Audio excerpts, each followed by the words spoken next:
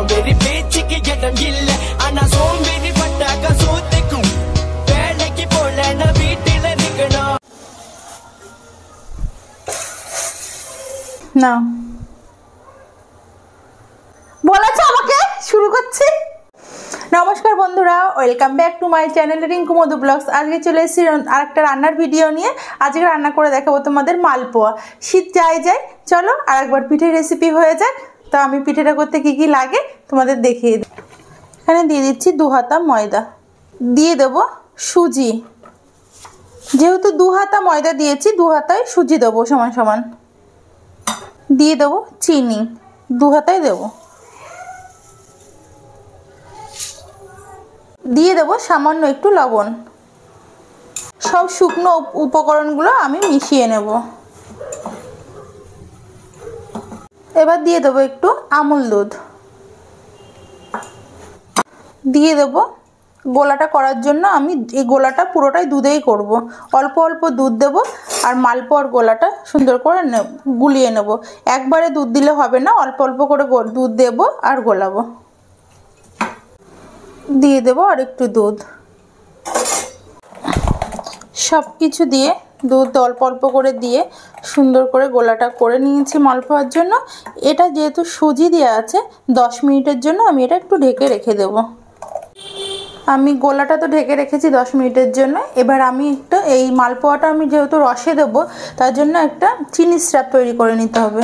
তো গ্যাসটার দিকে ধরিয়ে দিই। তো চিনি সিরাপটা করার জন্য দিয়ে দেব আমি এখানে 2 কাপ জল। গরম হয়ে গেছে। দিয়ে দেব 2 কাপ চিনি। যেহেতু 2 কাপ জল দিয়েছি 2 কাপ চিনি দিয়ে দেবো। আমি আর একটা কড়াই বসিয়ে দিলাম মালপোয়াগুলো ভাজার জন্য। 10 মিনিট তো ঢাকা দেওয়া ছিল এই গোলাটা মালপোয়ার। তো কতটা গাঢ় হয়ে গেছে ওই জন্য আমি দিয়ে দেবো এর মধ্যে আর একটু দুধ। দিয়ে দেবো একটু মৌরি। দিয়ে দেবো 1 চামচ ঘি। মালপোয়াগুলো ভাজবো, কড়াই গরম হয়ে গেছে। এবার দিয়ে দেবো আমি তেল। সবার শেষে দিয়ে দেবো সামান্য একটু গোলাপ জল। কড়াইতে তো তেলটা দিয়ে দিয়েছি, দেখতে পেয়েছো সাদা তেল। অবশ্যই এটা সাদা তেলেই করতে হবে। দিয়ে দিয়েছি, তেলটা গরম হয়ে গেছে। এবার আমি মালপোয়ার যে গোলাটা করেছিলাম এখানে এটা দিয়ে দেবো।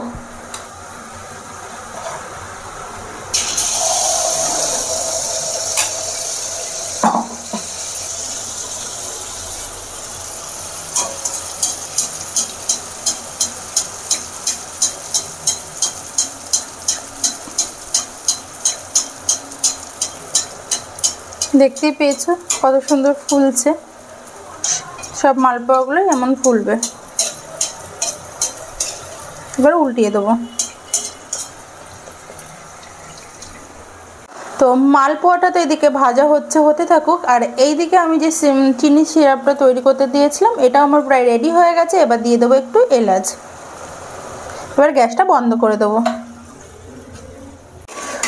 তো দিয়ে দিয়েছি এলাচ, গ্যাস আমি বন্ধ করে দিয়েছি। সামান্য উপর থেকে দিয়ে দেবো একটু জাফরান। জাফরানটা দিলে ফ্লেভারটা সুন্দর আসবে।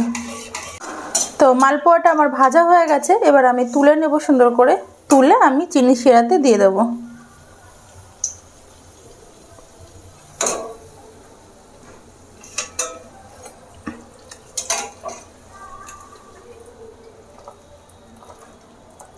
তিরিশ সেকেন্ড মতো একটু এপিটোপিট করে আমরা তুলে নেব।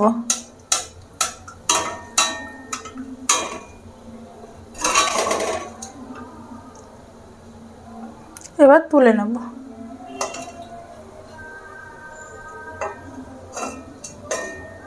এক এক করে মালপোয়াগুলো আমরা ভেজে নেব।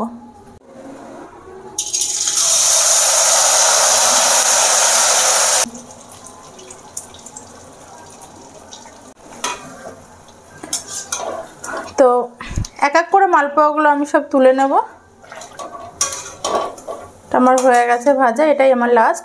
তো চলো।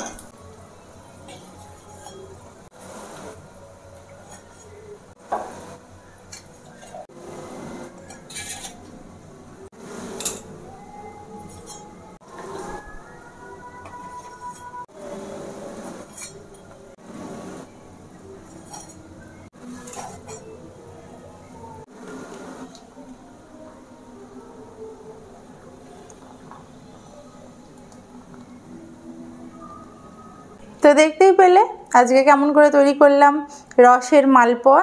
তো তোমরাও বাড়িতে অবশ্যই এটা ট্রাই করে দেখো, খুব ভালো লাগবে।